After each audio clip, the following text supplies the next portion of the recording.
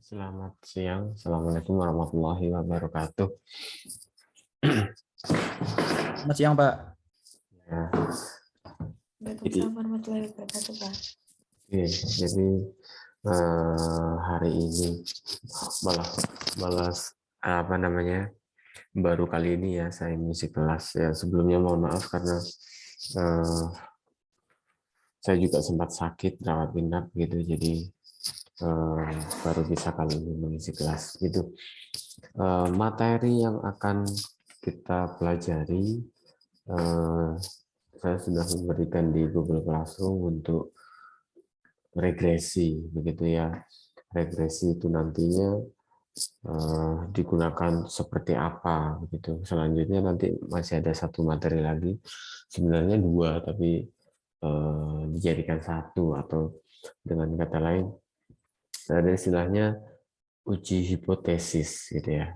Uji hipotesis itu bisa kita lakukan dengan analisis of varian. Jadi kita bisa menggunakan atau menghitung analisis varian satu arah atau dua arah begitu. Tapi untuk minggu ini saya sampaikan mengenai regresi.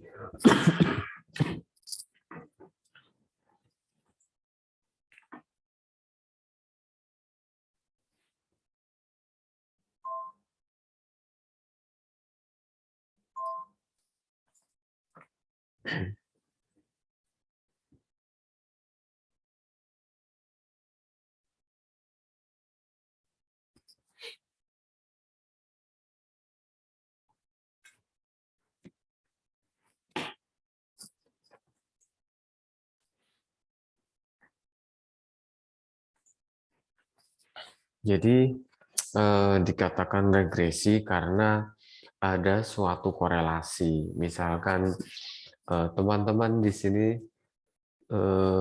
sudah yang ambil kaitannya dengan praktikum apa ya? Oh, fisika sama apa ya? Beton belum ya? Praktikum fisika sama apa ya? Kimia ada praktikumnya enggak? Kimia ada praktikumnya enggak? Iya, Pak. Sudah ada. Ada, Pak. Fisika ya. Oke. Fisika. Istilahnya begini. Sebenarnya saya pakai.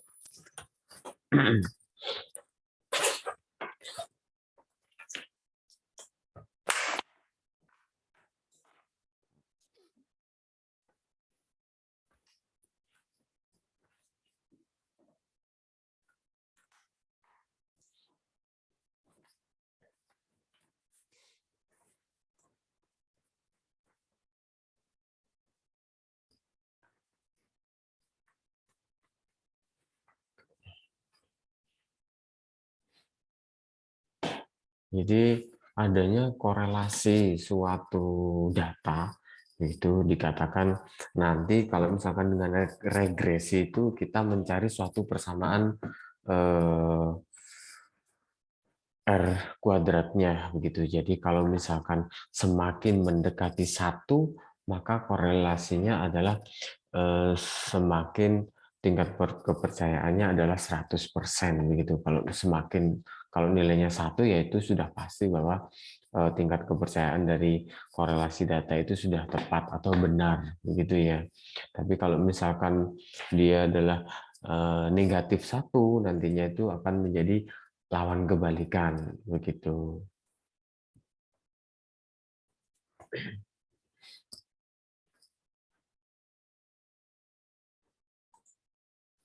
Jadi kalau misalkan apa namanya ada suatu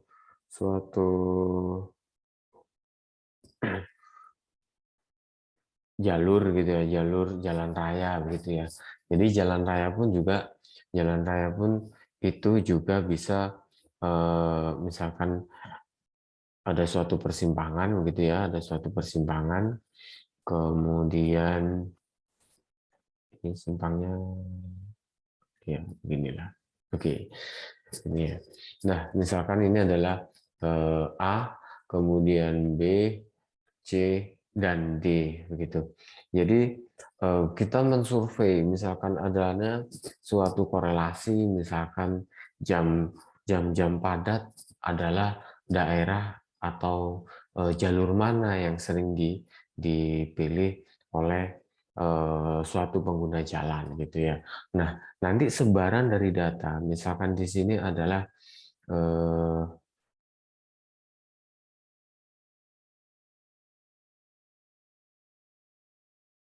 ini adalah yang untuk A, ini adalah jamnya, begitu ya. Kemudian nanti kita juga bisa memiliki ini adalah jalur B, gitu ya. Kemudian ini jamnya, begitu ya. Jadi nanti kalau misalkan saja pagi, ternyata pagi, misalkan yang jadi ini kaitannya sama dengan yang menuju suatu ruas ini pada pukul berapa, misalnya mulai pukul 0,00 dan seterusnya, kemudian ini adalah jumlah yang melewati, begitu ya. Jadi kita pasti akan memiliki sebaran data, gitu, sebaran data seperti ini, gitu. Nah kemudian kalau misalkan yang di B juga seperti itu. Kalau misalkan ternyata pukul 00 ini adalah yang banyak begini, nah kita memiliki sebaran data seperti ini. Nah kalau misalkan teman-teman biasanya di dalam Excel dibuat trend line kan gitu, trennya seperti apa itu maksudnya. Jadi adanya korelasi atau regresi dari suatu data ini adalah yang berhubungan dengan parameter apa akan mempengaruhi parameter apa, begitu ya. Nah kalau misalkan kita buat ini trend line-nya misalkan adalah seperti ini misalkan gitu, nah kemudian ini kan memiliki suatu persamaan gitu ya. Y sama dengan apa gitu. Nanti kita bisa menghitung R kuadratnya. Gitu ya. Ini pun juga begitu. Ini kita bisa memiliki persamaan Y sama dengan berapa. Kemudian R-nya pun juga berapa. Itu adalah nanti berkaitan dengan tingkat kepercayaan dari suatu data yang ada. Begitu ya.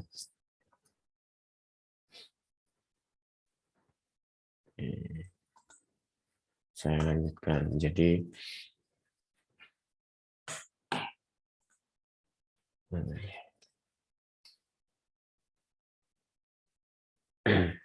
jadi di sini kalau misalkan pengantaran sebenarnya teman-teman juga bisa membaca nanti itu tadi yang saya sampaikan, ada kejadian, kegiatan atau masalah yang saling berhubungan satu sama lain.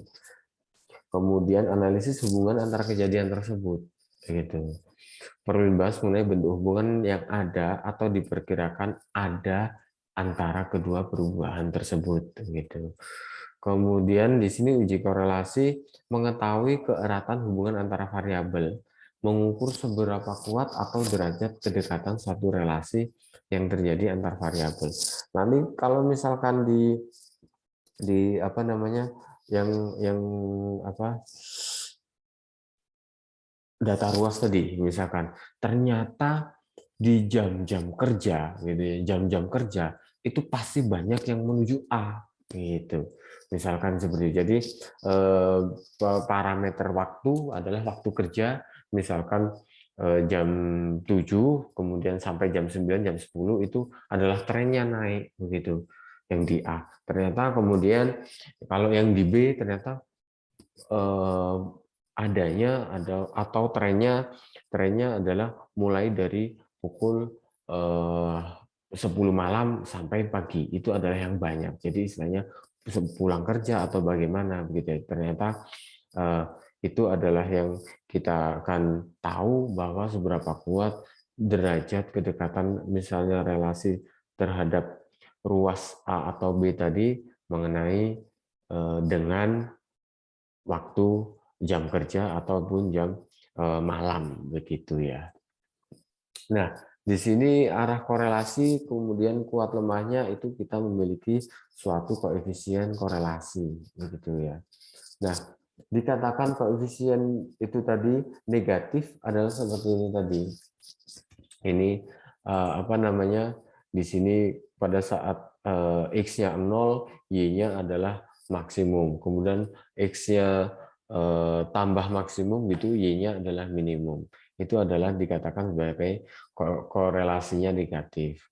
Kemudian kalau positif adalah kebalikan. Jadi istilahnya semakin besar atau semakin tinggi parameter, maka data yang akan dihasilkan adalah semakin tinggi. Maka itu adalah positif korelasi. Nah, kalau misalkan zero, jadi ini tidak tentu, tidak pasti. Ternyata datanya itu terlalu acak, begitu ya. Jadi pada saat X-nya sedikit, ternyata ada pada saat X-nya kecil gitu ya, di sini ternyata di sini ada Y-nya yang besar.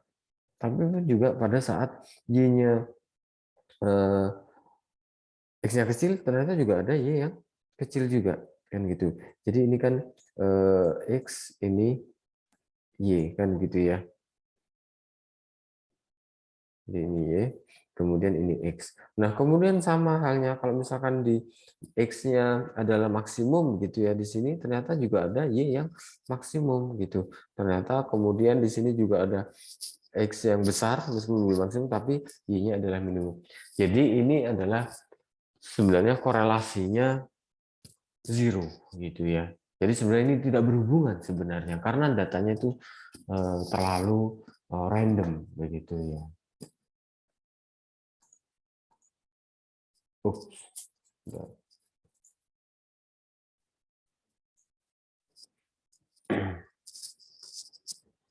Nah, kemudian ini adalah koefisien hubungannya. Kalau misalkan ini negatif 1 adalah strong tapi negatif, kemudian lemah adalah 0 atau 0, kemudian kalau strong positif adalah 1. Itu koefisiennya. Nah, di sini dikatakan sebagai R kuadrat atau R di sini yang kita hitung. Ternyata kalau misalkan 0,4, ya istilahnya dia kan memang di sini naik kan ya, naik otomatis positif kan gitu kan, positif. Tapi ada data ini masih tersebar istilahnya tidak tidak begitu ramping. Harusnya kalau misalkan ini tidak terlalu sebar banyak gitu, nanti akan lebih besar R-nya. Nah, ini kita bisa mengetahui istilahnya data itu akan semakin menyempit kalau misalkan R-nya adalah semakin besar gitu ya.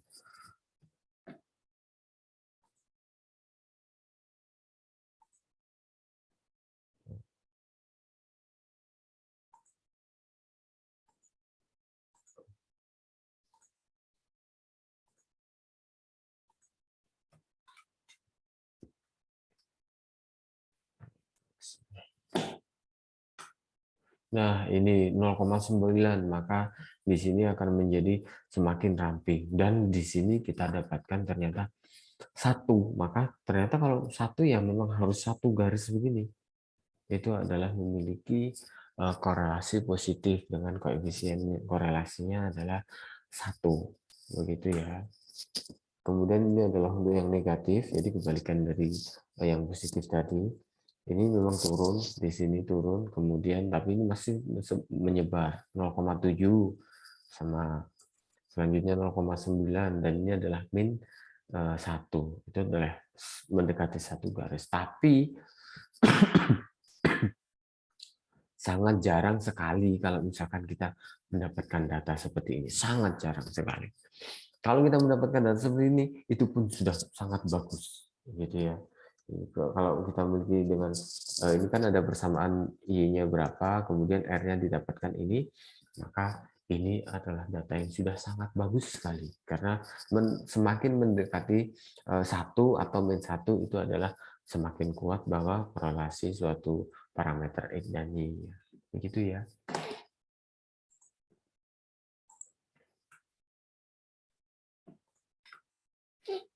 Nah, di sini ini adalah nilai mutlak dari koefisien korelasi. Kita memiliki korelasi yang sangat tinggi, tinggi, sedang, rendah, dan sangat rendah. Begitu ya. Ini adalah rumusnya untuk menghitung koefisien tersebut. Teman-teman tidak perlu menghafal, pasti ya rumus-rumus ini pasti akan diberikan kalau misalkan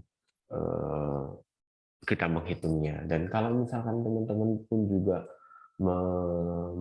memakai Excel gitu, itu juga sudah ada biasanya itu ya. Jadi kita menampilkan persamaannya. Oke, kemudian kita menampilkan koefisien R-nya begitu. Nah, selanjutnya adalah ini kaitannya dengan X, Y, Y dikurang dan seterusnya. Ini X bar, Y bar, tahu ya teman-teman ya. X pada saat yang kita tinjau begitu kan ya. Kemudian ini N jumlah dari data, kemudian di sini adalah rata-rata X, rata-rata Y dan seterusnya. Ini adalah contoh. Nah, kalau misalkan yang disampaikan di sini adalah fast dengan kuat tekan. Teman-teman pernah dengar fast nggak? Apa itu? Pernah tahu nggak?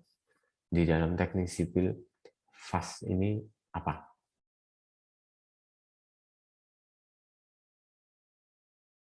Tahu nggak? Mas, Mbak?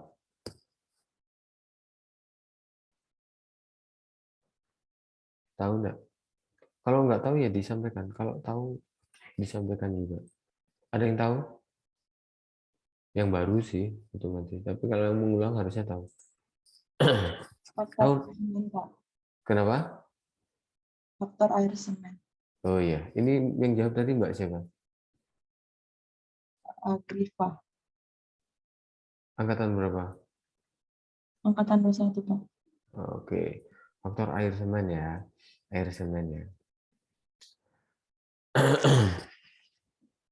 Teman-teman, kalau misalkan dengan gambaran faktor air semen, jadi di sini adalah ada koefisien air semen. Untuk apa? Untuk campuran beton segar, gitu ya. Kalau misalkan teman-teman melihat benda uji, begitu ya, silinder, begitu, ya. Anggap ini adalah silindernya bagus, gitu ya. Ini diameternya adalah 15, kemudian tingginya adalah 30, gitu ya. 30. Nah, ini kemudian akan kita uji tekan, biasanya gitu, kan diuji tekan, gitu. Nah, beton ini adalah beton segar yang sudah mengeras, itu kan otomatis dia berkaitan dengan berapa banyak air semen yang dituangkan di dalam campuran tersebut. Ternyata di sini ada apa namanya koefisiennya. Jadi 0,3 ini adalah biasanya persen mungkin ya. Harusnya ada 0,35, kemudian menghasilkan kuat tekan di sini adalah 30 dan seterusnya. Kita mendapatkan data ini. Begitu ya. Kemudian kita ingin melihat korelasinya antara faktor air semen dengan kuat tekan begitu.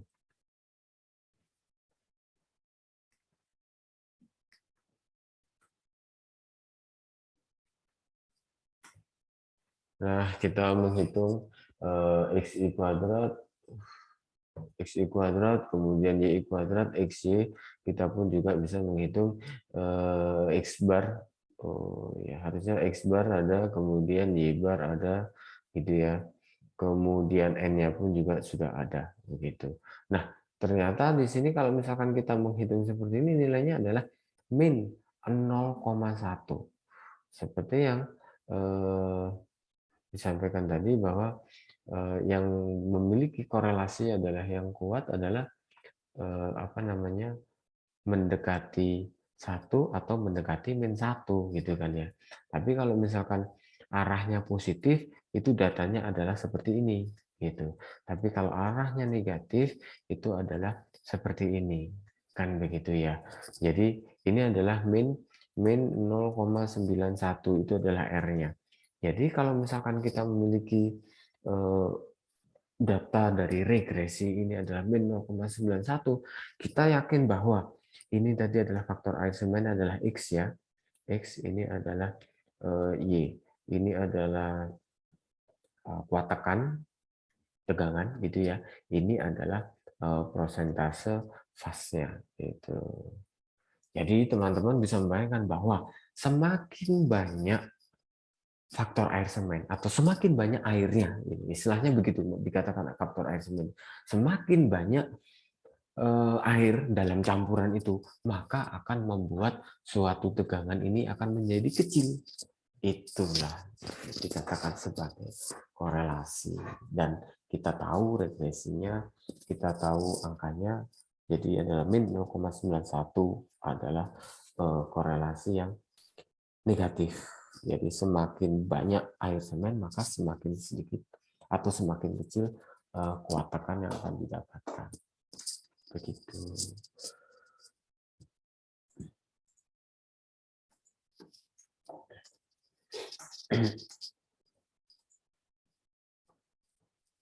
Kemudian di sini ada regresi linear sederhana. Ini apa namanya, untuk menggambarkan itu tadi sebenarnya dari dikatakan sebagai regresi, gitu ya.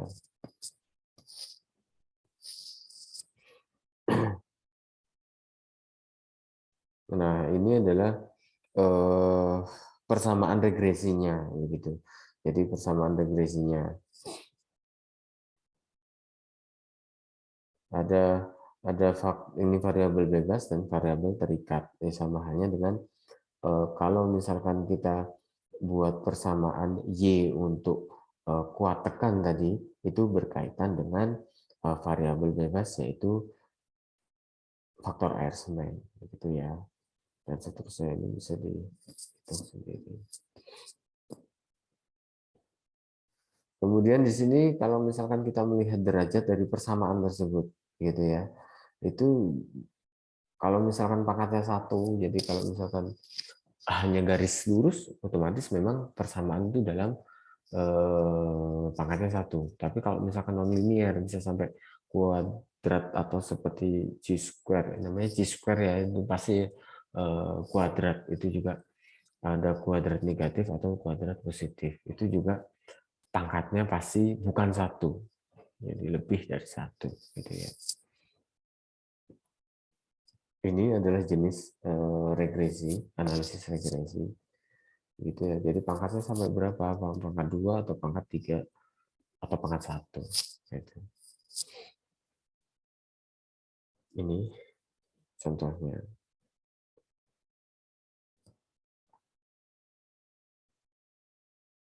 Rumusnya ini ya sudah kita gunakan ini. Kalau saya sampaikan, teman-teman itu tidak perlu menghafal rumus, yang penting dipahami saja. Kalau misalnya rumus pasti disertai di dalam apa namanya, materi itu pasti ada, gitu ya. Nah, ini adalah yang tadi diulang lagi, kita menghitung regresinya. Nah, 0,9 tadi itu adalah R kalau misalkan kita menghitung yang korelasi, tapi kalau misalkan ini R kuadrat, ini sebenarnya hampir sama, tapi ini adalah penyederhanaan, begitu ya. Pertama ada persamaan regresinya, begitu. Kemudian adalah ada R kuadratnya, koefisien korelasinya, itu. Nah, ini kalau R kuadrat ini adalah koefisien determinasi. Tapi kalau R tadi itu adalah koefisien korelasi, tapi ini determinasi. Determinasi sebenarnya juga sama dengan kalau misalkan mendekati 1 atau, oh iya, kalau R kuadrat ini karena R kuadrat ya, jadi pasti dia akan mendekati 1 atau 0 gitu. Jadi tidak ada min 1 kalau di R kuadrat ini. Itu. Jadi kalau semakin mendekati 1 ya sudah, dia akan istilahnya tepat pada garis regresi atau apa namanya, korelasinya adalah ya sudah dipercaya bahwa semakin besar itu adalah misalkan semakin besar X akan menjadi semakin besar Y, atau semakin semakin kecil X semakin kecil Y. Oh, atau kebalikan, semakin besar X, Y-nya akan semakin kecil. Itu bisa jadi.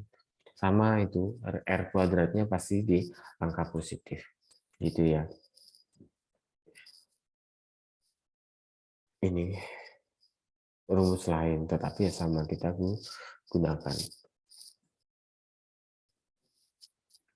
Gitu. Jadi dikatakan kalau misalnya R kuadrat 0,837, maka itu adalah 83,7% itu dapat dijelaskan bahwa itu korelasinya bisa disampaikan dari X, maksudnya Y itu 83% itu bisa didapatkan dari faktor atau faktor X-nya, gitu ya. Ini kelanjutan dari uji regresi, gitu ya.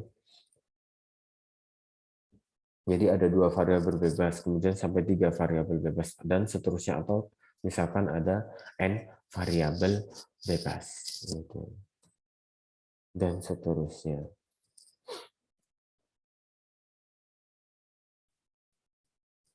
Ya karena ini pangkatnya lebih dari 1, pasti nanti ada nonlinier ya, atau dikatakan regresi polinomial. Kalau misalkan teman-teman juga membuat data lagi di Excel gitu ya, pasti kan ada regresi yang akan digunakan itu persamaan apa gitu, persamaan eksponen, persamaan banyak macamnya gitu ya. Nah, ini fungsi kubik, atau itu bisa fungsi kubik itu pangkat 3, kuartik pangkat 4, dan seterusnya. Ada yang persamaan eksponen itu juga ada. Hiperbola pun juga ternyata ada. Dan seterusnya. Itu, jadi itu adalah regresi. Oke, silakan kalau ada yang ditanyakan.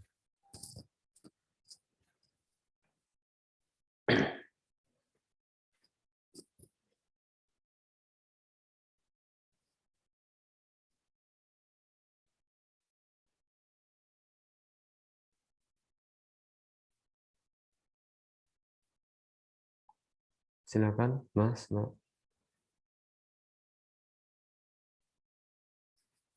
Ada yang ditanyakan? Halo. Coba dinyalakan kameranya dong. Saya juga ingin tahu teman-teman.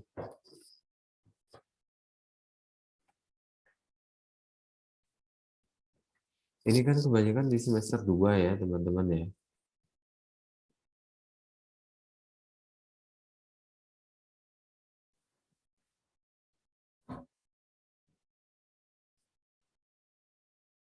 Semester 2 itu mungkin teman-teman ada perpetaan, kemudian selain perpetaan apa tugas besarnya? Mekanika bahan, gitu ya. Nah, kalau misalkan di dalam perpetaan itu mungkin kalau misalkan adanya, kalau misalkan yang membaca suatu alat itu berbeda, begitu ya. Nah, bisa jadi data-data yang akan didapatkan di dalam survei pemetaan itu juga berbeda, begitu. Jadi tergantung dari surveyornya seperti itu.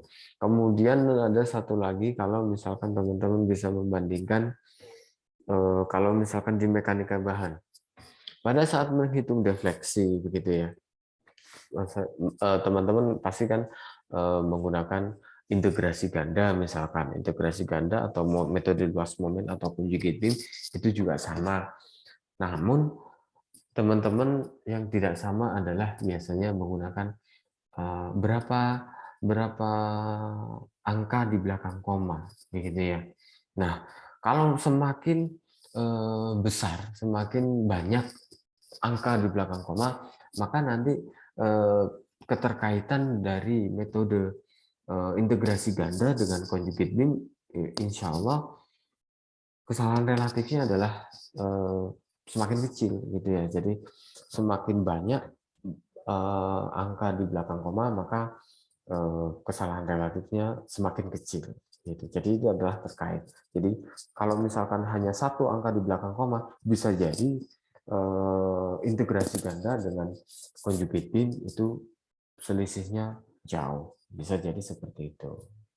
Gitu ya. Jadi contoh lain yang saya angkat di dalam korelasi. Silakan kalau ada yang tanyakan. Jadi satu kali pertemuan lagi saya akan membahas mengenai ANOVA gitu ya. Silakan kalau ada yang ditanyakan. Tidak ada. Kalau tidak ada, kemungkinan nanti akan saya unggah latihan soal, kemudian bisa dikerjakan, dihitung regresi dan koefisien determinasinya ataupun korelasi. Itu kalau tidak ditanyakan, saya akhiri. Wassalamualaikum warahmatullahi wabarakatuh. Terima kasih, Pak.